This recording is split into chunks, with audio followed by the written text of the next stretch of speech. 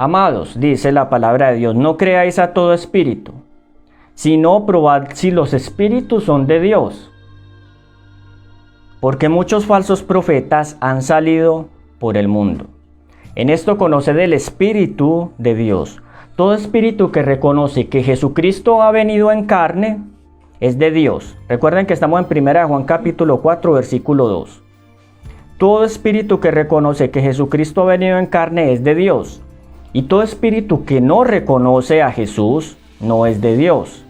Este es el espíritu del anticristo, que habéis oído que ha de venir y que ahora ya está en el mundo. Entonces acá hay unos puntos muy importantes que nosotros necesitamos reconocer. El apóstol está invitando a los hermanos a que no le crean a todo espíritu, es decir, que todo lo que escuchan no lo crean, sino que deben probar si los espíritus son de Dios. Pero acá la prueba maestra para reconocer si el que está hablando es el anticristo, es un anticristo o no, es que todo aquel, dice acá, que no reconoce a Jesucristo que ha venido en carne, no es de Dios, sino que es el espíritu del anticristo. Entonces eso es muy importante que nosotros lo entendamos. El reconocer el espíritu del anticristo está en el hecho de que el anticristo no reconoce que Jesucristo ha venido en carne. Y ustedes dirán, bueno, pero ¿eso qué significa? No reconocer que Jesucristo ha venido en carne es no apreciar, no entender y no discernir su naturaleza divina, humana.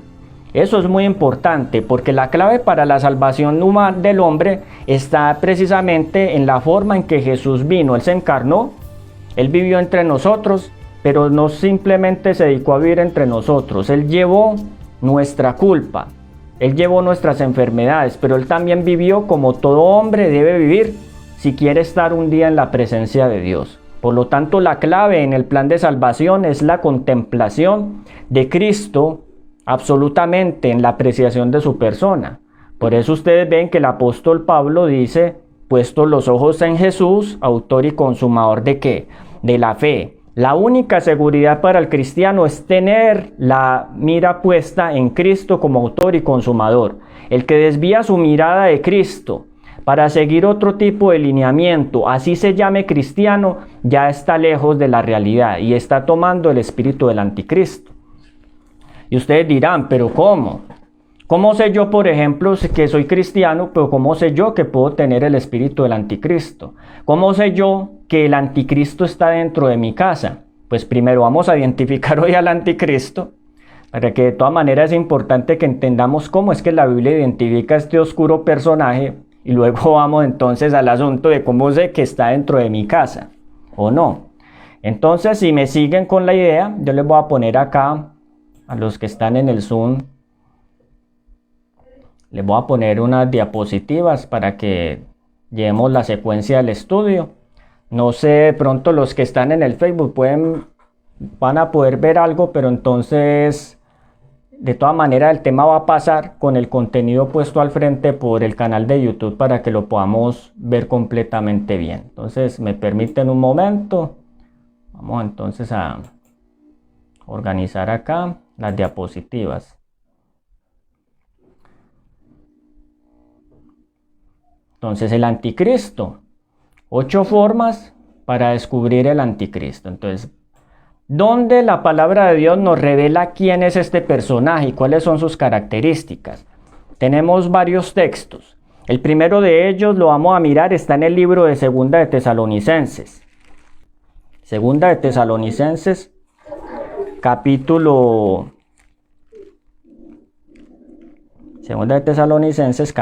2.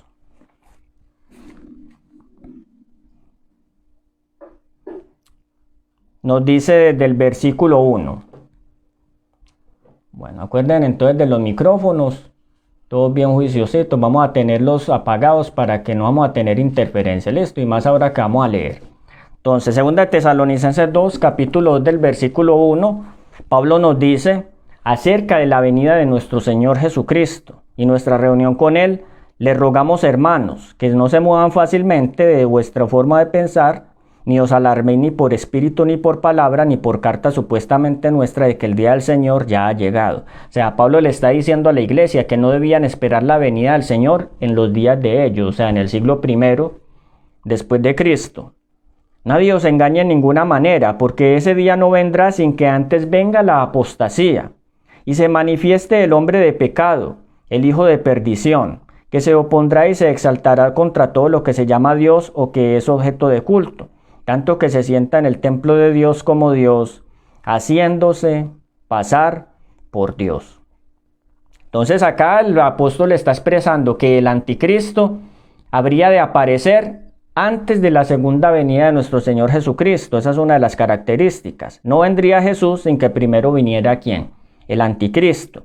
Pero este anticristo se sentaría en el templo de Dios como Dios, haciéndose pasar por Dios. ¿Qué es el templo de Dios? No es una estructura física. Cuando nosotros hablamos de templo de Dios en las cartas de Pablo, el Nuevo Testamento, él está haciendo referencia, él está haciendo más énfasis, es a un templo espiritual. ¿Cómo lo sabemos? Ustedes me pueden seguir en el libro de Efesios. Vamos al libro de Efesios capítulo 2. Nos dice Efesios capítulo 2.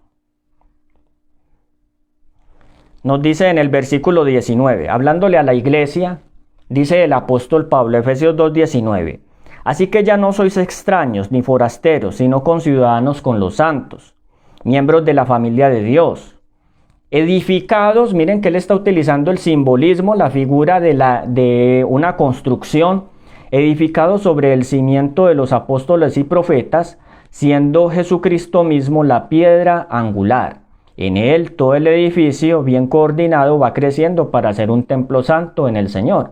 Entonces es evidente que el apóstol Pablo está diciendo que ese templo como tal es la iglesia, ¿cierto? Cada persona que hace parte de la iglesia es un adobe en el edificio en el templo del Señor. Eso es. Entonces de ahí viene la idea y el concepto bíblico que nosotros debemos entender de un templo, porque es que estamos acostumbrados a mirar en un templo a una estructura física donde se reúne la gente, y no es que sea malo decirle templo a eso, sino que bíblicamente el templo es una figura para hablar de la iglesia de Cristo como tal. Entonces, si vamos bien hasta ahí. Entonces, cuando el anticristo se sienta en el templo de Dios como Dios, haciendo de pasar por Dios, nos está diciendo la Biblia que este oscuro personaje se iba a sentar a gobernar en la iglesia. Eso es todo, porque el acto de sentarse es sencillamente gobernar, entrar a dominar, controlar. Entonces el apóstol Pablo nos dijo en el libro de 2 Tesalonicenses, y la iglesia lo entendió en ese tiempo, que el anticristo iba a ser precisamente alguien que iba a gobernar la iglesia. Por lo tanto, iba a tener denominación cristiana, no iba a ser de otra religión. Hay, por ejemplo, conceptos respecto al anticristo, como hay una Biblia católica, por ejemplo, donde aparece en la portada el anticristo, pero entonces hace referencia al anticristo como a los musulmanes o al Islam, y utiliza cierta referencia como para mostrar que son el anticristo. Pero ya vamos a ver en este estudio que la Biblia no se equivoca en la descripción de este personaje, y que sus características, si una encaja, por ejemplo, para la gente del mundo respecto a sus ideas del anticristo, en la Biblia nos da 8 y más pruebas de quién es. Por lo tanto, no hay lugar a dudas en cuanto al reconocimiento de este personaje en la Biblia. ¿Qué más textos nos hablan acerca del anticristo? Y es el que vamos a tomar hoy, es el libro de Daniel capítulo 7. Vamos al libro de Daniel capítulo 7. Entonces, en este sueño que tuvo el profeta Daniel, está la clave y la descripción más amplia del anticristo. Hay personas que utilizan, por ejemplo, para identificar el anticristo, el nombre de las personas. Buscan que le dé 666 y entonces ya piensan que por eso es el anticristo. De hecho, nosotros comprendemos que hay un título que cuando se suman las letras del nombre da 666. No un título, sino varios títulos. Pero eso solamente sería una característica. Pero la Biblia como tal no lo presenta exactamente de esa forma, sino que nos da otros otro tipo de descripción. Daniel capítulo 7, entonces ustedes van a ver, ya ustedes han estudiado esto antes, la visión de las 4 bestias, que lamentablemente se toma muy superficialmente y se habla de la visión haciéndole énfasis a las bestias, cuando el enfoque de la visión de Daniel 7, del sueño, no son las bestias, sino el cuerno pequeño. El cuerno pequeño y el juicio del anciano de días. Ese es el énfasis del libro. Lamentablemente se presenta a nuestras iglesias del énfasis de las 4 bestias. No, las 4 bestias son la antesala para hablar del anticristo, porque las 4 bestias son la referencia bíblica para entender el origen y de dónde vendría el anticristo. Para muchos el anticristo es un personaje que tiene que aparecer en el futuro. Esa descripción, ese concepto viene desde hace 500 años por 2 jesuitas que ellos hicieron una reinterpretación de la figura del anticristo. El uno consideró que el anticristo era del pasado, entonces decía que era un rey llamado Antíoco, que fue perseguidor de los judíos, y el otro jesuita estableció el concepto hacia el futuro para hablar de un personaje oscuro que tendría que aparecer como un gobernante mundial en un nuevo orden mundial, que se tiene que sentar en el templo literal, no en el templo que describe Pablo, sino en el templo de Jerusalén, el tercer templo que piensan que se tiene que reconstruir y que tiene que gobernar al mundo durante 7 años, lo que muchos llaman la gran tribulación. Esa idea precisamente es lo que vamos a mirar en la palabra de Dios hoy, que no encaja con la descripción que da la Biblia, porque para uno pensar así tiene que saltearse toda la descripción que da, por ejemplo, del anticristo, el libro de Daniel capítulo 7. Vamos entonces a mirar. Ustedes saben entonces que en el libro de Daniel capítulo 7 aparecen las figuras de las 4 bestias. Ustedes saben que esas 4 bestias fue un sueño que tuvo Daniel. Él dijo en el versículo, vamos a Daniel capítulo 7, versículo 2. Daniel dijo, Daniel 7:2, vi en mi visión de noche que los 4 vientos del cielo agitaban el gran mar y 4 bestias diferentes, grandes, diferentes una de la otra, subían del mar. Vamos bien hasta ahí, ¿cierto? Entonces, ¿qué más descripción nos da? Antes de pasar al siguiente texto, esta visión de las 4 bestias es un paralelo de la primera de Daniel capítulo 2, donde se describe la estatua, donde a Daniel le explica al rey que esa estatua son diferentes reinos, que a partir del reino de Babilonia gobernarían el mundo, y que después llegaría un tiempo donde esos reinos serían desmenuzados y destruidos por un reino superior, indestructible, que era el reino del Dios del cielo, que eliminaría todo el orden de los reinos del mundo para establecer un reino eterno, ¿cierto? El reino de justicia de Cristo, que está prometido cuando Él venga por segunda vez. Entonces es un paralelo, pero sigamos mirando. Entonces ya ustedes saben, las 4 bestias, el león, así como la cabeza de oro es Babilonia, entonces ya ustedes saben que el león también es Babilonia. No nos vamos a detener en la descripción de Babilonia. Entonces sigamos. Entonces el león, ustedes ya saben, Babilonia. Si ustedes miran la descripción del texto, ustedes saben que acá se dice en Daniel capítulo 7, versículo 4, la primera era como un león, tenía alas de águila, mientras yo miraba sus alas fueron arrancadas. Bueno, después entramos a mirar ese simbolismo. Ya ustedes saben que representan a Babilonia como tal, ¿cierto? El rey Nabucodonosor entendía qué significaba esto en Daniel capítulo 2, y ustedes saben que fue un gobierno mundial, el primer nuevo orden mundial, por decirlo así, que existió en ese tiempo, del 605 al 538 a.C.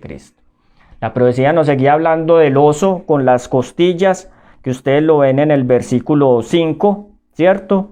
Que tenía las 3 costillas que representan 3 reinos, y las características del oso son las de los persas, el reino de los persas que vino después de Babilonia. Nosotros entendemos que por la historia estos reinos vinieron así. Ya la figura de Ciro el Grande. Vamos a seguir mirando. Después de Persia, ¿quién vino?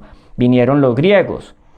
Esa es la que está escrito a partir del versículo 6. Seguí mirando y vi otra bestia semejante a un leopardo con 4 alas de ave en su espalda, tenía 4 cabezas y le fue dado poder. Entonces hasta acá vamos bien. Babilonia, Persia, Grecia, los imperios mundiales que controlaron en su debido tiempo el mundo, y que todo se dio exactamente como el Señor había dicho que iba a acontecer. Vamos entonces acá, sigamos mirando. La figura de Alejandro Magno, los griegos, el territorio que conquistaron. Vamos a la cuarta. Entonces de esta cuarta es de donde va a partir precisamente la figura del anticristo. Por lo tanto nos dice acá, versículo 7, Daniel 7:7, seguí mirando la visión de la noche y vi una cuarta bestia, espantosa, terrible, ¿cierto? Muy fuerte, tenía grandes dientes de hierro. Devoraba, destrozaba y pisoteaba las obras con sus pies. Era muy diferente de todas las bestias anteriores y tenía 10 cuernos. Entonces es muy importante también que entendamos eso. Espantosa, terrible, todo lo destrozaba, tenía 10 cuernos, ¿cierto? Mientras yo contemplaba los cuernos, nos sigue diciendo el texto, vi que otro cuerno pequeño subió entre ellos y delante de él fueron arrancados 3 de los primeros. Este cuerno tenía ojos como de hombre y una boca que hablaba con gran arrogancia. Es decir, el profeta vio que de todas esas figuras, esta última, el cuerno que hablaba con gran arrogancia, era la más significativa de todas. Y le llamó mucho la atención. ¿Cómo lo sabemos? Porque él lo dice más adelante cuando el ángel le va a dar la explicación. Versículo 9, mientras yo miraba, fueron puestos tronos y un anciano de día se sentó. Su vestido era blanco como la nieve, y el cabello de su cabeza como lana pura. Su trono llama de fuego y su rueda es fuego ardiente. Fuego ardiente. Entonces esto es bien importante porque acá entra una escena de juicio. Después de que él vio el cuerno pequeño. ¿Qué significan estas cosas y cuál sería la descripción entonces? Para que vamos haciendo el resumen de lo que es esto. Entonces ya ustedes saben que la cuarta bestia representa el imperio que en la historia del mundo siguió a los griegos, y no hay otro imperio que se haya levantado en ese tiempo sino el imperio romano. El imperio romano, luego de gobernar el mundo durante un periodo de aproximadamente 360 años como imperio, se dividió en 10, que es la figura de las 10 tribus bárbaras que ustedes conocen, pero cuando los cuernos que representan estas 10 tribus estaban en su apogeo, entre ellos surgió otro, que la profecía describe como un cuerno pequeño, o sea, otro reino que el ángel nos va a dar su descripción. Entonces ya ustedes saben que Roma se dividió en 10 reinos, está representada por la bestia de la cual salieron 10 cuernos, y de entre esos 10 cuernos había uno pequeño, arrogante, que hablaba grandes cosas, era diferente de los otros. Entonces, ¿cuáles son estas características que la palabra del Señor nos quiere mostrar en cuanto a esto?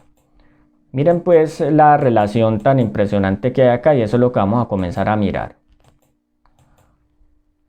Bueno, entonces, cuando viene la explicación, que es lo que el ángel le va a decir a Daniel, miren lo que nos aparece, y lo vamos a mirar desde el versículo, vamos al versículo 16. Daniel 7:16. Me acerqué a uno de los que asistían y le pregunté la verdad acerca de todo esto. Y él me declaró la interpretación diciendo: estas 4 grandes bestias son 4 reyes que se levantarán en la tierra. Entonces ya sabemos que son los 4 imperios mundiales que a partir de Babilonia comenzaron a aparecer en el mundo, ¿cierto? Versículo 18. Después los santos del Altísimo recibirán el reino y lo poseerán eternamente por los siglos de los siglos. Entonces, así como en la estatua, después de verlo todos los metales, después del hierro mezclado con barro, vendría el reino de Dios. Entonces acá dice que vendría el reino que sería dado a los santos del Altísimo. Vamos a continuar. Dice acá, versículo 19, entonces quise saber más acerca de los 10 cuernos que tenía en su cabeza y del otro que había subido. Entonces, eso es muy importante. Dice acá que eso fue lo que le llamó a él la atención. De ese mismo cuerno que tenía ojos y boca, que hablaba con mucha arrogancia y parecía mayor que sus compañeros. Ese cuerno fue el que más le llamó la atención. Entonces ese es el énfasis del sueño. No son las bestias, es el cuerno como tal. Por eso es que nuestro estudio hace referencia en cuanto a esto. Y dice acá en el versículo 21, vi que este cuerno combatía a los santos y los vencía. ¿Cuánto tiempo? Hasta que vino el anciano de días y pronunció juicio en favor de los santos del Altísimo. Entonces está hablando 4 reinos. Después del 4º reino aparece un reino diferente y después de ese reino diferente viene un juicio, que ya es una obra que viene del cielo, un juicio sobre este cuerno. El ángel le explica a Daniel diciéndole, versículo 23, y acá es donde vamos a entrar con las características. Póngale mucha atención, esta yo diría que es la parte más, de donde se requiere más atención para poder entender esto. Me permiten un momentico. Enseguida miramos que la cámara se paralizó. Bueno, entonces vamos a mirar. Retírelo de miedo y lo... Bueno, vamos a mirar entonces Daniel. Vamos a mirar la explicación. Versículo 23. 7:23. La cuarta bestia será un cuarto reino en la tierra, diferente de los otros reinos. ¿Quién es la cuarta bestia? Ya sabemos por la historia que es el Imperio Romano. ¿Por qué es Roma? Porque la tercera era Grecia y en la historia Roma apareció fue después de Grecia. Entonces eso no tiene ningún tipo de problema, ¿cierto? Entonces dice acá, hablando de la cuarta bestia, que sería diferente de los otros reinos. ¿En qué sentido podemos saber que fue Roma también? En que Roma fue muy diferente de los persas, de los griegos, fue muy diferente de todos estos reinos. Entonces es muy importante que entendamos acá lo que significa precisamente esto. Roma, ¿por qué era diferente? Porque el Imperio Romano, a diferencia, por ejemplo, de los griegos, los babilonios y todos ellos, él era un imperio más tipo dado como a los tratos. Él no conquistó a los demás pueblos utilizando la fuerza, sino que él sencillamente lo que hacía era que intrigaba o hacía alianzas. Y cuando ya él tenía una alianza asegurada, aprovechaba y se apoderaba de la parte débil de las alianzas que él hacía. Ellos tenían una frase que se utiliza hoy en día y es divide y vencerás. La clave de los romanos y lo que marcaba su diferencia era que dividían a los demás, hacían intrigas, lisonjeaban, ellos hacían un montón de estrategias para poder dividir, para poder romper la fortaleza de sus enemigos y así se fueron apoderando de ellos. Entonces es muy importante que nosotros entendamos esto. Permítanme un momentico, entonces ya como se va a terminar el tiempo acá en el Zoom, entonces les voy a pedir que si tienen alguna opinión, alguna cosa que necesiten, por ejemplo, compartir o quieran opinar, un comentario, lo vayan poniendo.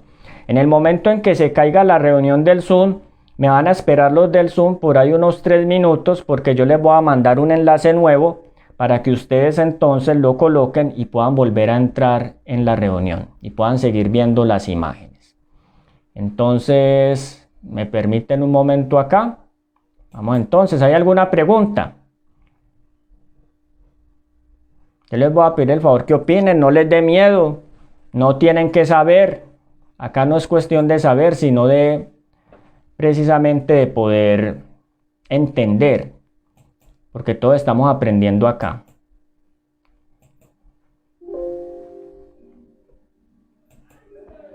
Entonces no hay opinión, estamos bien. Y por este lado en el Facebook, ¿alguna pregunta, algún comentario? No hay comentarios.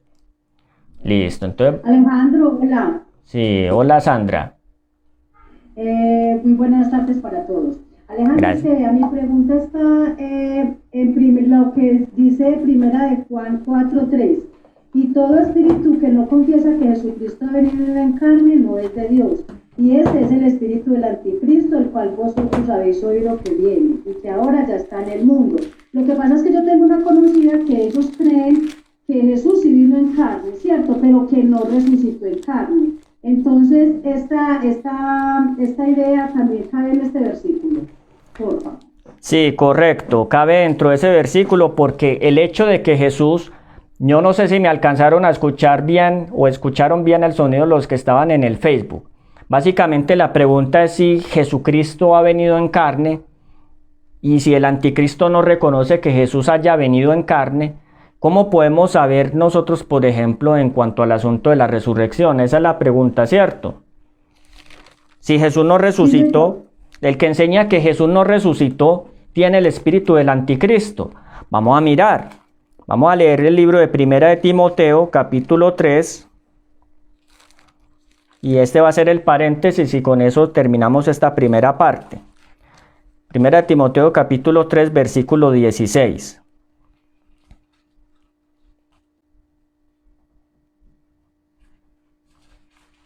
Primera de Timoteo 3:16. Sin discusión, dice acá, grande es el misterio de la piedad. Dios fue manifestado en carne, fue justificado por el Espíritu, visto por los ángeles, predicado a los gentiles, creído en el mundo y recibido en gloria. Y ustedes dirán, pero ahí no se menciona la resurrección. O sea, no se menciona la resurrección, pero el texto implícitamente está colocando la resurrección porque acá dice que Jesús fue manifestado en carne, Dios, pero que después de ser justificado por el Espíritu, visto por los ángeles y predicado, fue recibido ¿qué? En gloria, o sea, está hablando de su ascensión. O sea, que hablar de Jesucristo en carne no es solamente referirse a su vida acá en la tierra, sino al hecho de haber nacido con una naturaleza humana como la nuestra, al hecho de haber vivido y haber sido justificado por una vida de obediencia a la palabra de Dios, pero también por haber sido recibido arriba en gloria, su ascensión. Pero Jesús ascendió al cielo fue después de ¿qué? De que resucitó.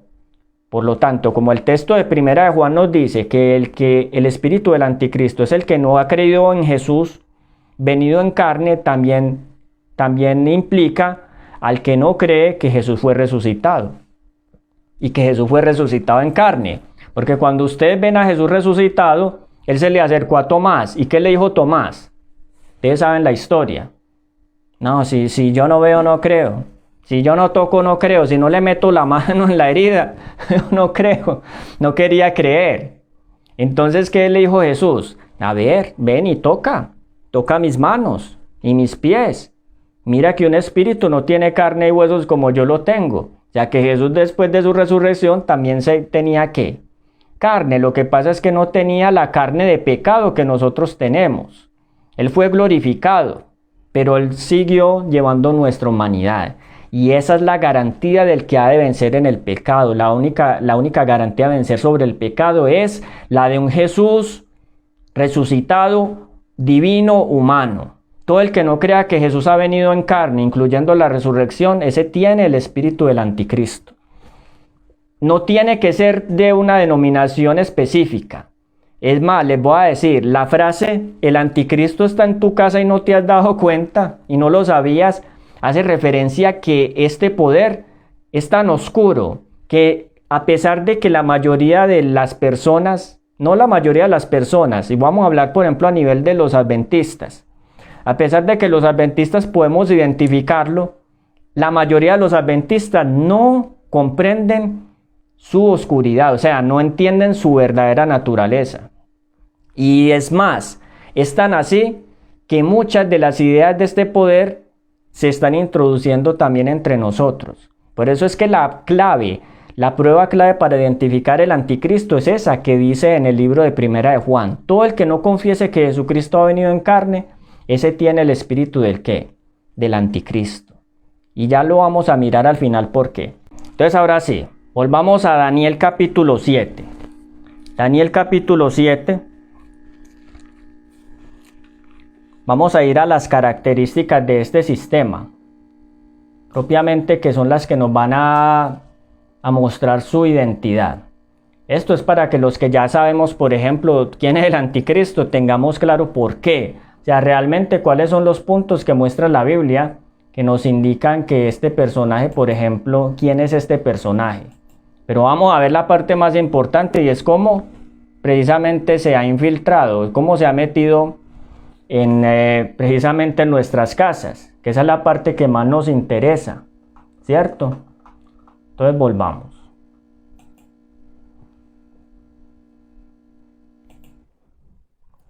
Daniel capítulo 7. Entonces recuerden que a partir del versículo 23, el ángel le va a explicar en qué consiste este cuerno pequeño y le va a dar 8 características, que son precisamente las que lo identifican y que Dios la dejó para que su pueblo no estuviera en oscuridad en cuanto a eso. Entonces, a partir del versículo 23.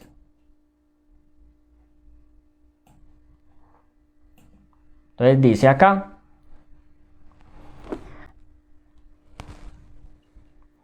la cuarta bestia será un cuarto reino en la tierra, que será diferente de los otros reinos, y a toda la tierra devorará, aplastará y despedazará. Los 10 cuernos significan que de la cuarta bestia de aquel reino se levantarán ¿qué? 10 reyes. Entonces esto es importante. 10 reinos que tendrían que salir de ese cuarto reino, y si ese cuarto reino fue Roma, entonces sencillamente esos 10 reinos son las tribus o los pueblos que se levantaron y que dividieron al Imperio Romano y que se constituirían más adelante en las naciones de Europa. Los érulos, vándalos, ostrogodos, visigodos, todos estos nombres, ustedes les vamos a poner la lista de todas maneras, fueron los reinos en los que se dividió el Imperio Romano. Ellos desmembraron el imperio, pero dice acá el texto del versículo 24 que tras ellos se levantaría otro, que sería diferente de los primeros y derribaría a 3. Pero miren que la primera característica que estamos dando es que el anticristo saldría entre ellos, es decir, entre esos 10 reinos. ¿Cómo lo sabemos? Por el versículo 8. Devolvámonos al versículo 8. Mientras Daniel contemplaba los cuernos, dice acá: vio otro cuerno pequeño que subió entre ellos. Es decir, mientras los 10 reinos que desmembraron al Imperio Romano aparecían en la historia, en el curso de la historia, entre ellos, o sea, en medio de ellos, apareció el cuerno pequeño. Entonces, para identificar al cuerno pequeño que es el anticristo, hay que entender quiénes eran las 10 tribus bárbaras, los 10 poderes, los 10 reinos que surgieron y desmembraron al Imperio Romano hacia el año 476 después de Cristo. El anticristo, según este texto, solamente aparecería después de que aparecieran los 10 cuernos o los 10 reinos que iban a desmembrar al Imperio Romano surgieran. Y estos reinos surgieron o aparecieron en la historia fue después de la época de Constantino el Grande. Después del año 330 después de Cristo, llegaron y comenzaron a invadir el imperio, los godos, los vándalos, todos ellos venían del norte de Europa y comenzaron a desmembrar el Imperio Romano. Cuando ya estos 10 reinos destruyeron al Imperio Romano de Occidente, es decir, ese imperio se quedó sin emperador y sin senado, entonces ya estaba el ambiente propicio para poder ¿qué? Para poder precisamente entrar a cumplir la profecía. Si vamos bien. Entonces, dice acá: entre ellos, la primera característica, o sea, el anticristo surge entre los 10 reyes que habrían de reemplazar al Imperio Romano, y eso fue después del año 476, o sea que el anticristo no podría aparecer en el mundo antes del año 476 de nuestra era. Tendría que aparecer después, no en el futuro al final, como dicen muchas personas, muchas iglesias, y tampoco por allá en el pasado, en la época de los griegos. No, la Biblia está poniendo al anticristo, que él aparece después del año 476, porque fue el año en que las 10 tribus bárbaras ya habían desmembrado el Imperio Romano. Eso tiene que quedar claro para poder identificar el origen del anticristo. Y si hay alguna duda, me la comparten por acá, que la idea es que quede claro.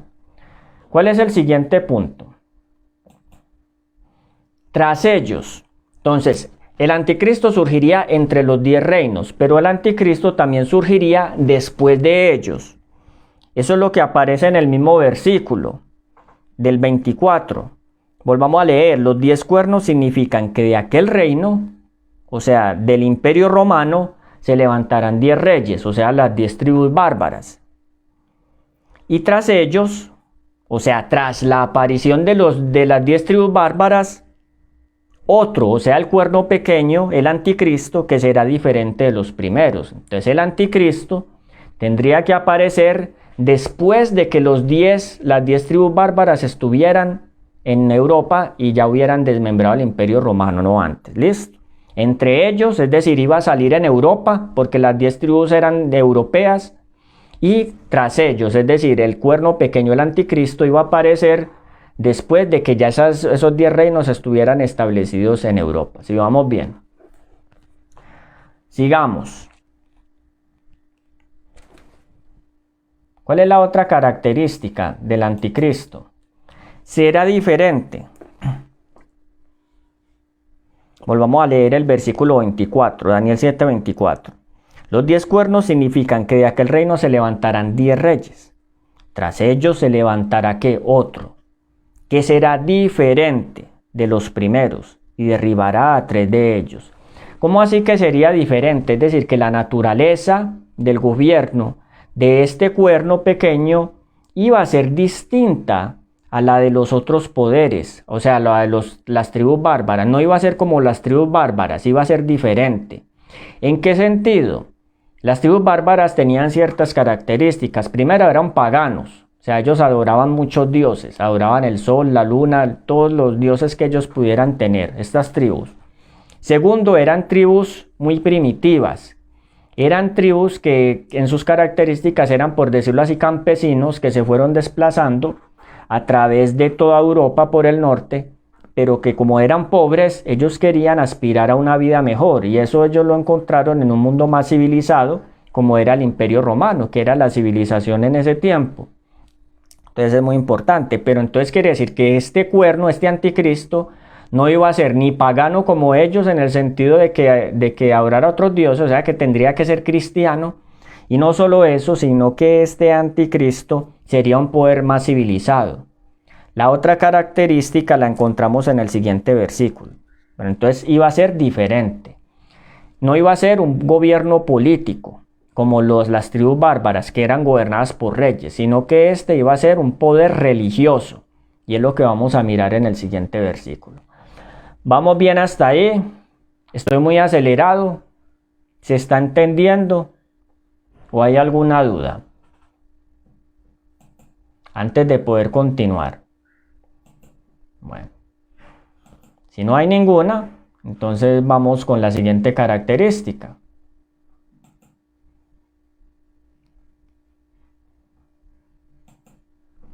A 3 reyes derribará. ¿Cómo identificar el anticristo? Tiene que ser un poder que en algún momento de su historia derribó 3 reinos. Entonces, si ustedes van al tiempo en que el Imperio Romano cayó, que se dividió en 10 partes, que después de ella surgió otro poder diferente y que este poder iba a tumbar a 3 reyes, no podemos identificar al anticristo sino dentro de Roma como tal. ¿Por qué? Porque primero el cuerno salió del Imperio Romano, el anticristo surgió de Roma. Segundo, era diferente. Tercero, surgió tras las demás tribus bárbaras. Y cuarto, este anticristo hizo una guerra contra 3 de esos poderes. Según la historia, ¿qué poderes fueron eliminados por la influencia de este cuerno pequeño? Entonces, la historia dice que eran 10 tribus, pero que de ellas 3 fueron eliminadas. ¿Por quién? Resulta que 3 de estas tribus tenían una religión que era la religión arriana. ¿Cómo así que arrianos?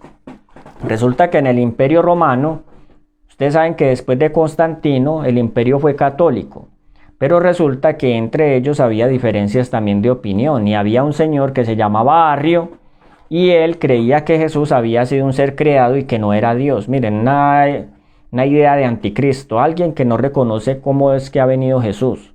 Él decía que Jesús era creado, ¿sí? Que él creó todo, pero que él era creado. Así como la idea que manejan los testigos de Jehová, por decirlo así, sin ir acá a ofender ni a atacar, no es nuestra idea. Entonces estos reinos, este obispo Arrio, él fue expulsado, él fue excomulgado de la iglesia, pero él comenzó a difundir sus ideas entre los bárbaros, entre esas tribus, de modo que cuando ellas invadieron Roma, 3 de ellas eran arrianas. ¿Quiénes? Los érulos, los vándalos y los ostrogodos. Eran arrianas y eran enemigas de los católicos, pero resulta que los emperadores que aún eran católicos, que gobernaban Europa Oriental, el Imperio Romano Oriental, comenzaron a perseguir y a matar a los arrianos. Por lo tanto, estos arrianos se llenaron también de odio y deseos de venganza, y cuando ellos tomaron el poder en estas tribus bárbaras, comenzaron también a perseguir a los católicos. Entonces comenzó una guerra ahí por ideas religiosas entre los católicos y los arrianos, que incluía muerte, había muerte también por eso. ¿Cierto? Entonces, muy bien, Luis está bien atento por este lado de érulos, vándalos y ostrogodos. Muy bienvenido, Luis. Entonces, el asunto es que cómo estos poderes enemigos del catolicismo desaparecieron de la historia. Pues resulta que hubo un señor, un emperador al oriente de Roma, que se llamaba Justiniano. Vamos a ver si tengo por acá la imagen de Justiniano. Si me permiten un momentico, vamos a ver si la podemos...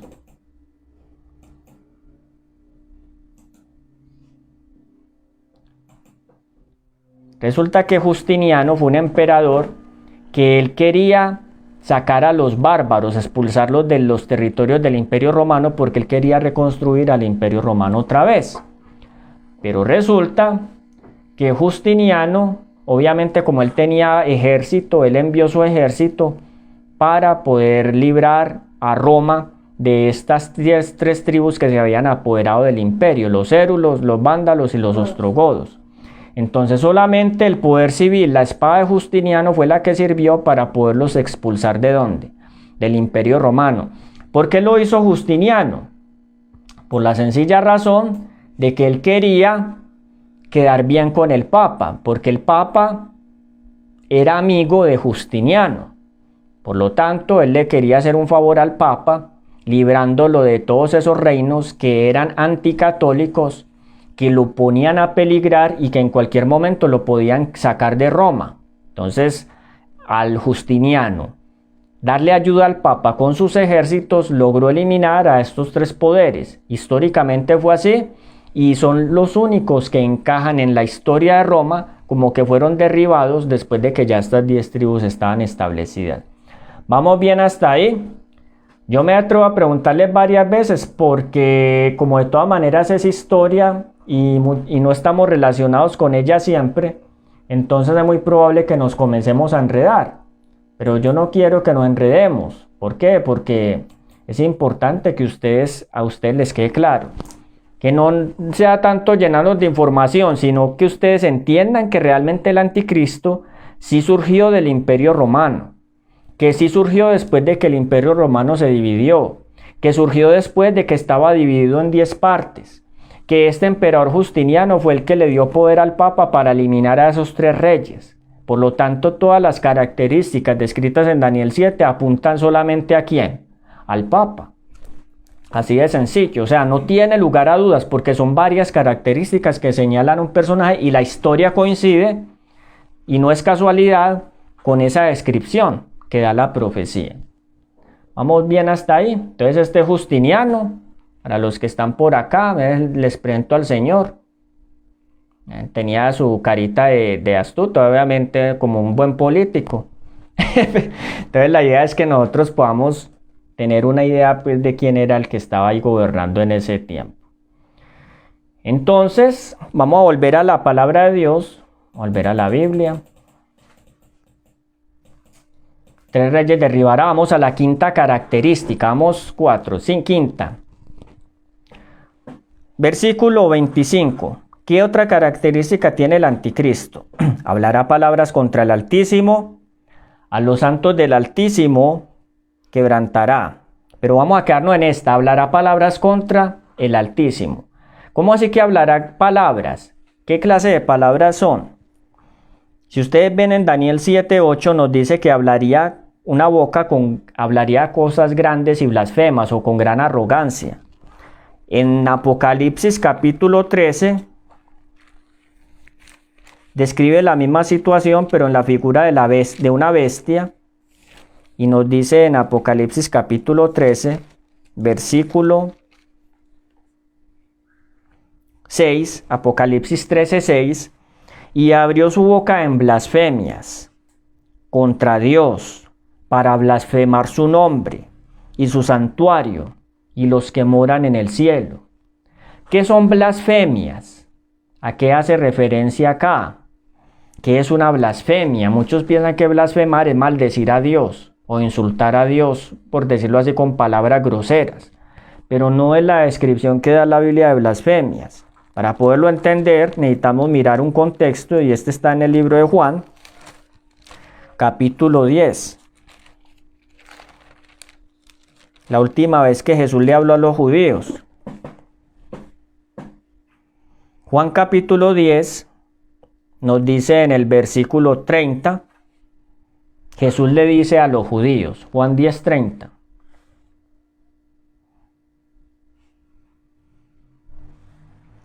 Dice Jesús, yo y el Padre uno somos. O sea, ahí literalmente Jesús está diciendo que Él es Dios, porque Él y el Padre son uno y el Padre es Dios, ¿cierto?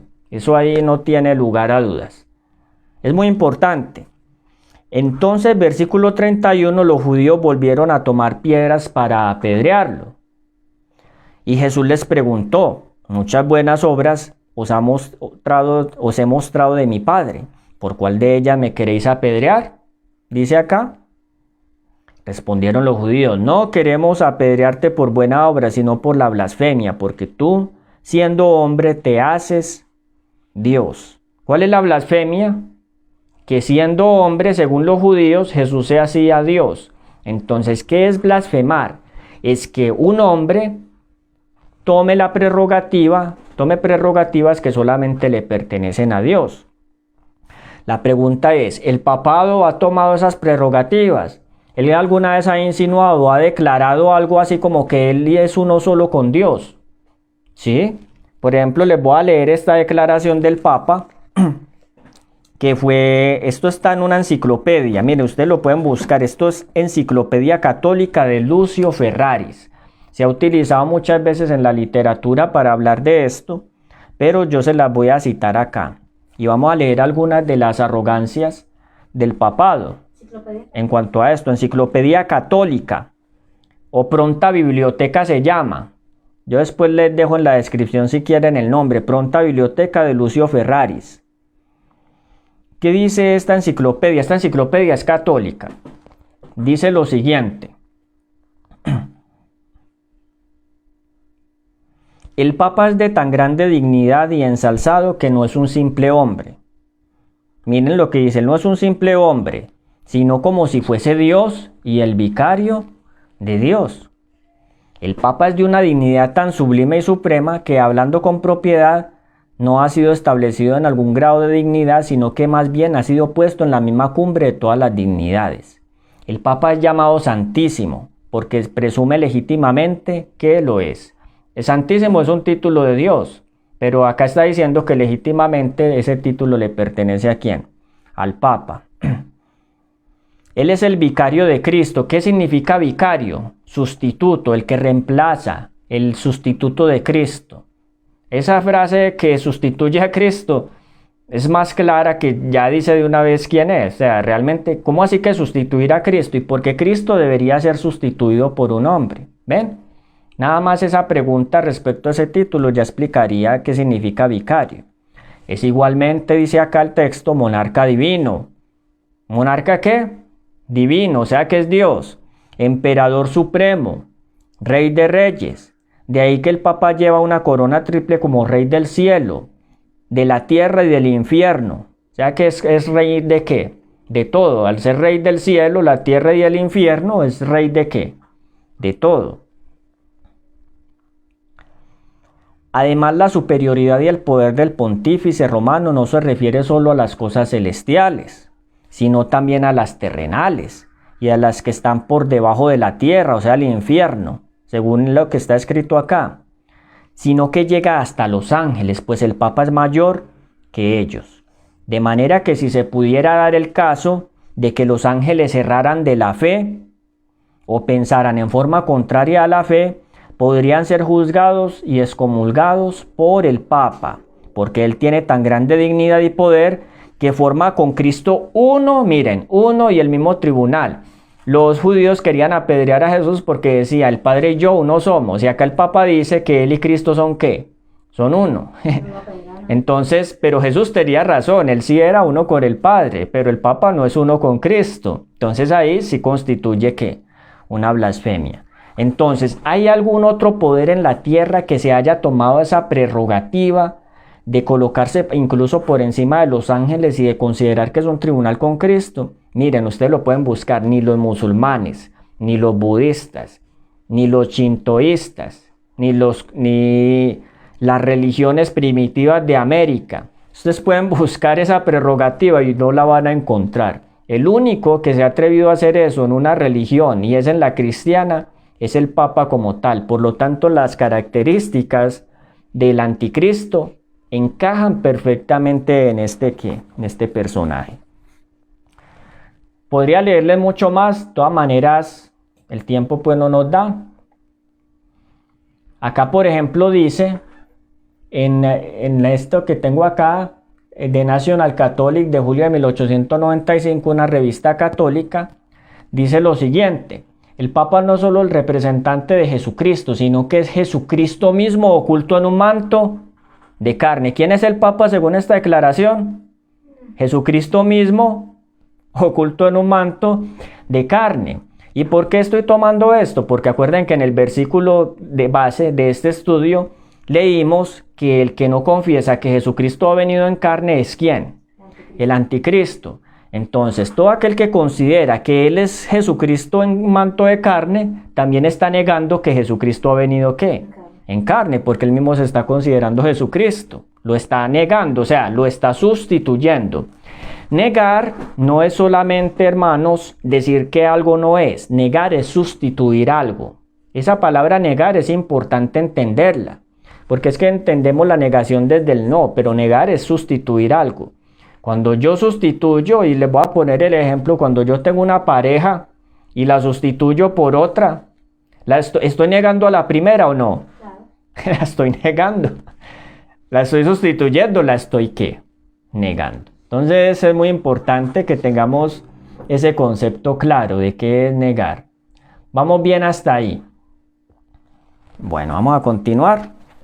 Entonces esa era la quinta característica. Sexta característica. Volvamos a Daniel capítulo 7.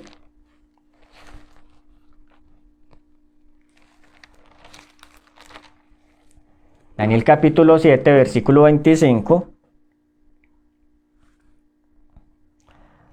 A los santos del Altísimo quebrantará. Entonces la pregunta es, ¿el obispo de Roma cumple esta característica? ¿Quebrantó él a los santos del Altísimo? Es decir, los persiguió y los mató. Sí, porque es el único poder en la tierra que se ha atrevido durante un determinado tiempo, pero por medio de tres instituciones: las cruzadas, la Inquisición y las persecuciones como tal, ¿cierto? Las bulas y estas cosas, a perseguir y matar a todo el que se atreviese a pensar diferente. ¿De dónde sale esa actitud de destruir y matar? De su prerrogativa de que Él es Dios. Como Él es Dios, entonces el que le lleve la contraria tiene que sufrir ¿qué? Las consecuencias de su desobediencia, o sea que se está poniendo en lugar ¿de quién? De Dios. De Dios. Entonces es muy importante que tengamos en cuenta ese aspecto. Entonces ya ustedes conocen la historia de la Inquisición, eso no es algo nuevo para nosotros. Yo acá tengo un registro, por ejemplo, de 300,000 personas, 32,000 personas muertas, pero está identificado. Y mire, les voy a dar así como un dato general para que ustedes lo tengan en cuenta. De las personas que escribieron en la Edad Media, de cuántos murieron a manos de la Inquisición. Miren, por ejemplo, este dato. El Papa lanzó una vez una cruzada contra unos estudiantes de la Biblia que se llamaban los albigenses, ¿sí? Y en esa cruzada, acuérdense que tuvimos la última vez un tema llamado los cruzados, donde vimos cómo precisamente este ejército todavía existe, pero que los cruzados de la Edad Media ahora son la OTAN, y vimos por qué y las características. Entonces, estos cruzados, entre ellos perecieron 1 millón de ¿qué? De hombres. Mire, 1 millón. Desde que se fundó la orden de los jesuitas, se dio muerte a 900.000 personas. Estamos hablando de Europa. En Holanda, 50.000 personas ahorcadas, decapitadas, quemadas, enterradas vivas por el delito de herejía en un tiempo de 38 años. A mí me sorprendió eso. Tan poquito tiempo. Después, bajo la administración del duque de Alba, 18.000 entregados al verdugo. O sea, realmente la historia de este poder está marcada por el derramamiento de sangre de todas las clases. En el Imperio Romano, por ejemplo, cuando perseguían a un cristiano, si mataban al hijo, dejaban viva a la mamá. Pero en la Roma papal se moría la hija y se moría la mamá. Para que vean el grado precisamente de descripción, que es el que la Biblia muestra que apunta precisamente hacia este personaje. Y es algo que, a pesar de que ya aparece en los libros de historia y en Google y todo eso, muchas personas no se horrorizan, pero es porque no se dan cuenta de la magnitud de lo que esto significó. Y cuánto le debemos precisamente a esos mártires por precisamente tener hoy lo que tenemos, libertad para poder estudiar la palabra de Dios, porque eso les costó a ellos la vida. Y eso es lo que nosotros no valoramos cuando estudiamos la palabra de Dios. No entendemos que es que estamos estudiando un libro que ha costado mucha sangre. Si lo comprendiéramos y apreciáramos debidamente esa historia, miraríamos la Biblia con otra perspectiva y tendríamos más cuidado a la hora de escuchar lo que ella nos dice. Eso es muy importante. Entonces, quebrantaría a los santos del Altísimo, ¿sí? Eso es claro. Pensaría en cambiar los tiempos y la ley. Claro, el Papa tendría que pensar en cambiar los tiempos y la ley. ¿Cómo cambiaría la ley? Pues ustedes ya saben que él tomó los mandamientos y los dividió, sustituyendo, ustedes saben que sustituyó el segundo mandamiento, que habla del culto a las imágenes, ¿cierto? Lo quitó, ese no lo sustituyó, ese lo quitó. Y cogió el 10º mandamiento, lo dividió en 2, el de no codiciarás, porque en el mandamiento del catecismo, por ejemplo, en los mandamientos del catecismo, está el 9º, que es no codiciar a la mujer del prójimo, y el 10º, no codiciar a los bienes ajenos, pero en la ley de Dios, en Éxodo capítulo 20, no codiciar está en un solo mandamiento. Para poder eliminar el mandamiento del sábado, tenía que dividir el 10º en 2. ¿Cierto? Y tenía que eliminar el del culto ¿qué? A las imágenes. O sea, los 2 mandamientos que señalan, que demandan adoración a Dios como el único que puede ser adorado, fueron eliminados. ¿Por qué? Porque es un poder que busca su propia adoración. Entonces, no pueden caber 2 adoraciones. O lo adoran a Él o adoran al Dios del cielo. Pero si lo van a adorar a Él, no pueden creer en que el segundo mandamiento y el cuarto mandamiento sea vigente, porque si no, entonces eso derribaría su argumento y su justificación para ser adorado. Eso es muy importante, ¿sí? Ya nosotros lo conocemos. Y otra característica que tenemos acá es que dominaría por tiempo, tiempos y medio tiempo. ¿Cómo sabemos nosotros cuánto representa ese tiempo? A ver, yo quiero escuchar a algunos si tienen una idea. ¿Cómo sabemos que ese tiempo, tiempos y medio tiempo, si son 1260 años? ¿Cómo lo sabemos? Porque se cumplió desde el 538 después de Cristo hasta 1798, donde fue la herida de muerte del papado. Muy bien, entonces acá hay una explicación, una respuesta, y es que porque el tiempo, tiempos y medio tiempo, 1260 años, cumplió un periodo exacto que comenzó desde el año 538 después de Cristo, cuando el emperador Justiniano liberó al Papa en Roma y le dio libertad para gobernar la iglesia, y que él lo hizo durante ese periodo hasta febrero de 1798, cuando recibió una herida de muerte, es decir, cuando Napoleón Bonaparte invadió Italia, tomó al Papa cautivo y él terminó definitivamente, terminó con el poder que él tenía de gobernar el mundo y de perseguir a quién, a los herejes. ¿Cómo sabemos nosotros que sí fue esa fecha y no otra? Que eso no se lo inventaron los adventistas del séptimo día. Miren la precisión. El 11 de febrero del año 1798, el 11 de febrero del año 538 después de Cristo, Belisario, general de Justiniano, tomó Roma y liberó al Papa de los ostrogodos, eliminando a esta última tribu bárbara arriana. Pero 1260 años después, el 11 de febrero del año 1798, en la misma fecha, pero 1260 años después, el Papa fue llevado cautivo por los ejércitos de Napoleón. Entonces es muy importante, miren la precisión, 11 de febrero. Increíble que pasaron 1260 años y los dos acontecimientos cayeron precisamente un 11 de febrero. ¿No les parece increíble eso? Exacto, como mostrando Dios que realmente no había lugar a equivocaciones en el cumplimiento del tiempo. Entonces, muchas gracias por la participación en el argumento. La otra idea es la siguiente, y esto sí, póngale mucha atención, que esto es importante. Tiempo, tiempos y medio tiempo, literalmente son 1260 días. Pero si ustedes cuentan el año como 365 días al año, la cuenta no les va a dar. ¿Por qué? Y yo quiero mirar a ver si casi me están poniendo atención. ¿Por qué no nos va a dar la cuenta ahí? A ver por este lado. Sandra. ¿Es que nos dice? Me fui.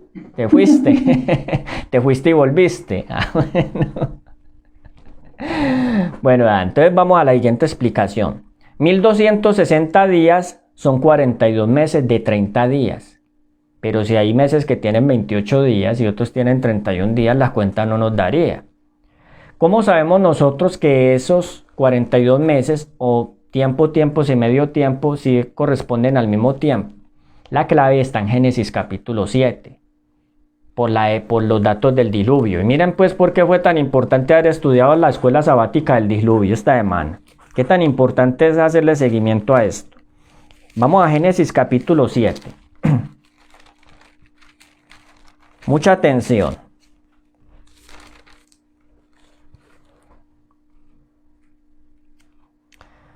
Miren lo que dice acá, Génesis 7:11. ¿Cuándo entró Noé en el arca? Acá da la fecha. El día 17 del segundo mes. Ese día fueron rotas las fuentes del gran abismo. ¿Cuándo entró Noé en el arca? El día 17 del segundo mes. ¿Cuánto tiempo duraron en el arca? Vamos a seguir mirando más abajo. Dice en el versículo...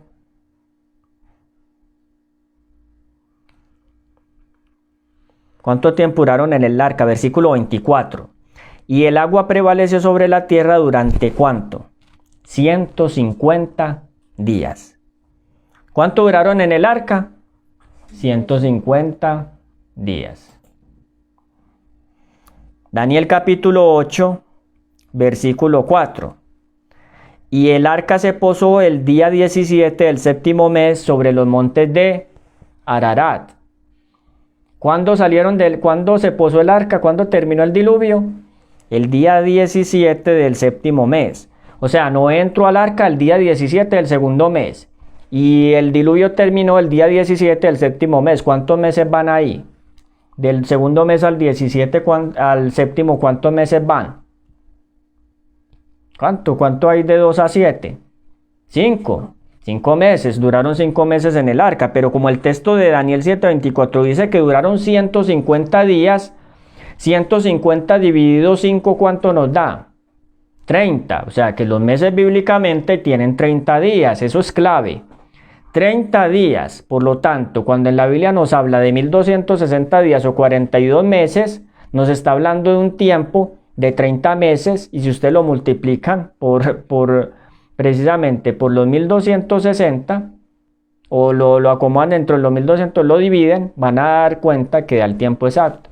1260 días son 42 meses, pero de 30 días, no de 31 días ni de 28, de 30 días. Entonces eso es muy importante. Ya se nos va a acabar el tiempo por este lado, así que vamos a ir concluyendo. La otra razón es que día en la Biblia es la palabra hebrea Yom. Miren, de ahí sale Yom Kippur, de día de la expiación, Yom. Y Yom en hebreo o en caldeo, el derivado caldeo, arameo, puede significar tanto día como año. Entonces en la Biblia hablar de tiempo, tiempos y medio tiempo no es solamente hablar de 1260 días, también puede hacer referencia a 1260 años, recuerden, porque Yom en hebreo puede ser día, pero también puede significar ¿qué? Año.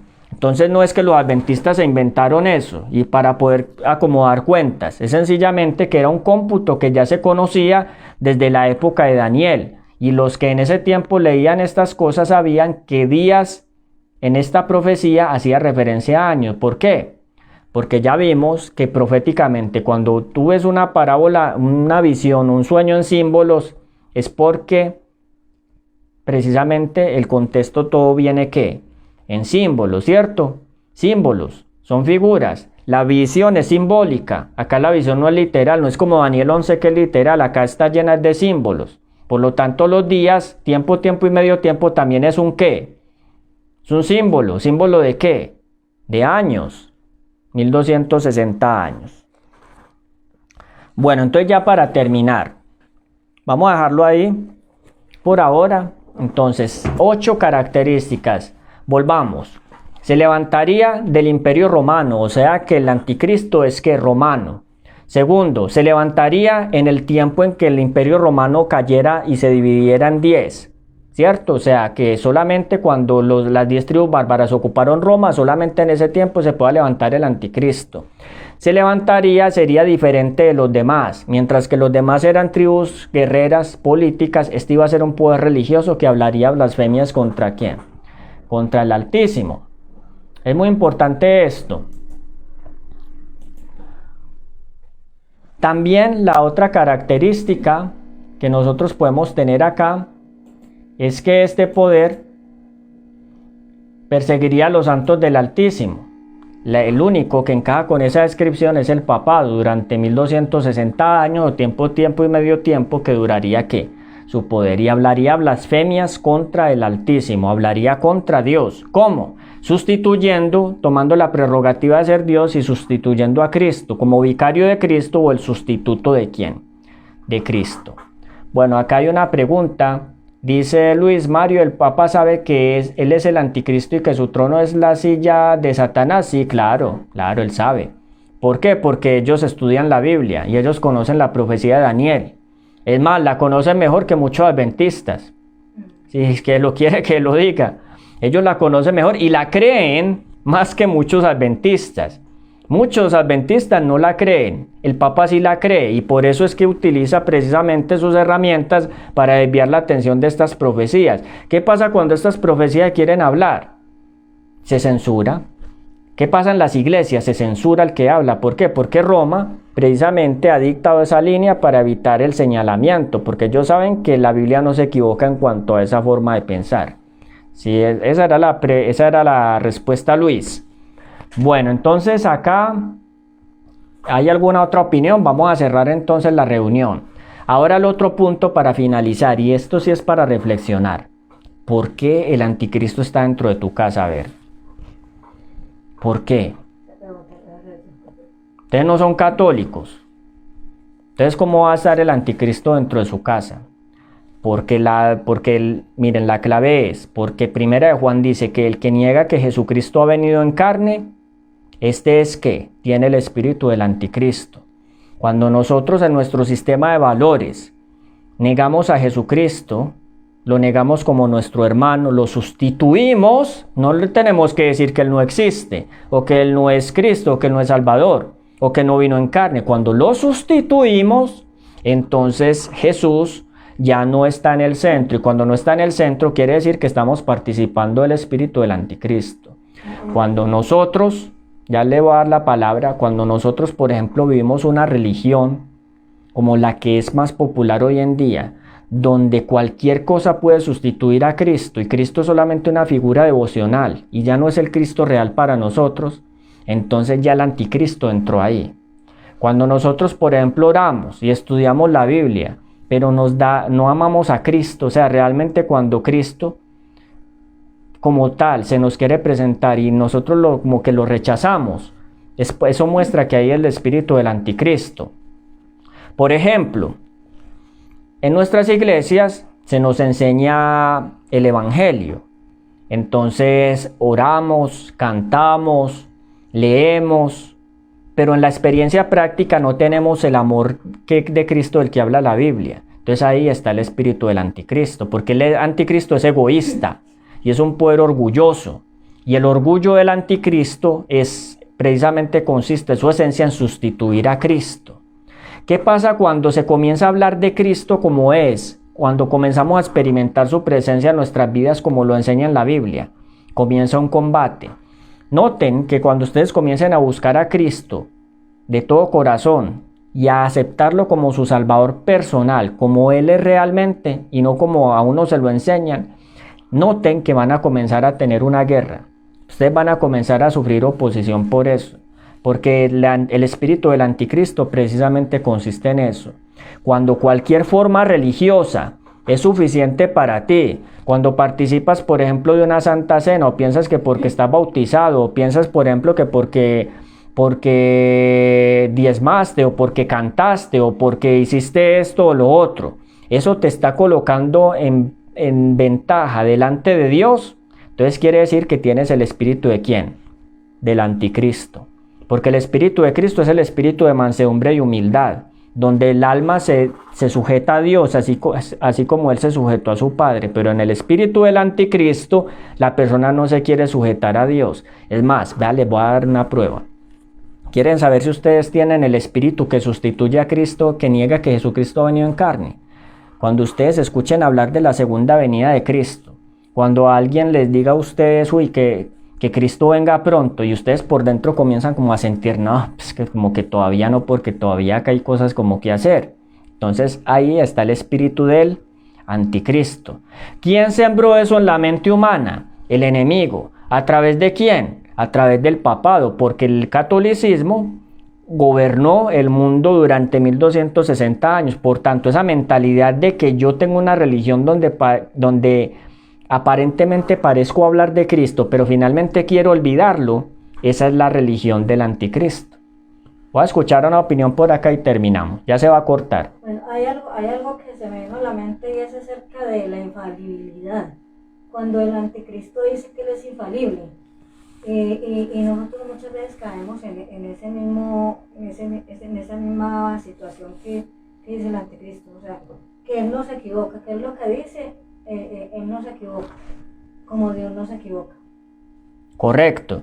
Miren la opinión que se expresó por acá. Acá ya la reunión del Zoom se acabó, pero entonces vamos a terminar con los que estamos en el Facebook. Cuando nosotros pensamos que nuestra religión es una religión de infalibilidad, no hablemos de religión, hablemos de nosotros en nuestras casas. Nosotros nos dicen algo y nosotros no, nuestra opinión es mayor que la de los demás. O nosotros queremos enseñarle a alguien la palabra de Dios, pero pensamos que es nuestra opinión la que vale y nos enojamos cuando ya los demás a nosotros nos contradicen. Entonces mira de qué espíritu viene eso. Sustituir a Cristo.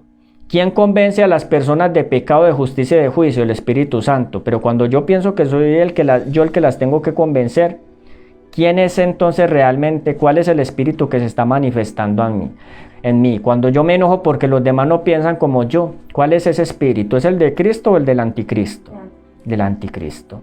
Cuando pensamos que la religión nos va a colocar fuera del cielo, que por ser adventistas estamos dentro del cielo, ¿es el espíritu de Cristo o del anticristo? El anticristo, porque el anticristo enseña a vivir una vida de justicia por obras. Entonces pensamos que el ser adventistas nos da la entrada al cielo, porque vivimos por obras. Pero el justo vivirá por la fe. Y si retrocediere, no agradará mi alma. No puede agradar al Señor una persona que tenga el espíritu de infalibilidad o de suficiencia propia del anticristo. Para terminar, dice acá Luis, es más, hasta a la iglesia se le ha prohibido hablar en contra del anticristo. Claro, es que no solo la iglesia, todas. Ya eso es general, porque el brazo ecuménico del anticristo ya se ha extendido a todas las iglesias, Luis. Por lo tanto, no solamente acá, sino en todas. Por eso, mientras tenemos toda la oportunidad de hacerlo por este medio, Dios nos ayude. Y yo espero que ustedes puedan apreciar debidamente esto y lo compartan, porque es tiempo precisamente de declarar estas cosas. También los animo a que nos continúen acompañando, suscríbanse a la página La Voz que Clama, compartan estos mensajes, les pedimos oración para poder seguir publicando. También nos pueden apoyar de otras maneras, pero en todo caso, el hecho de que ustedes nos acompañen acá, esperamos que sea una bendición para ustedes.